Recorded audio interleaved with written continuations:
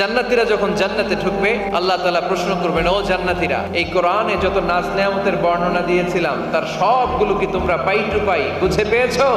জান্নাতীরা বলবে পেয়েছি। হঠাৎ এক জান্নাতি হাত তুলে বলবে, আল্লাহ একটা জিনিস তো পাই নাই। সবাই বলে পাইছি, তুমি পাও নাই। কি পাও নাই? কয় আমনেরই তো পাই নাই।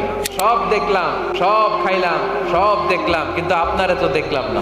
আল্লাহ তাআলা তখন বিশাল জান্নাতের এক কনফারেন্স রুমে সবাইকে বসিয়ে আল্লাহর দিদার মানুষকে দেখাবেন। আল্লাহ তাআলা তার গোপন সৌন্দর্যকে সেদিন জান্নাতীদের সামনে প্রকাশ করে দেবেন। আল্লাহর হাবিব বসবেন ওই কনফারেন্স রুমে সবার সামনে। আল্লাহর হাবিবের পেছনে বসবে অন্যান্য নবীরা।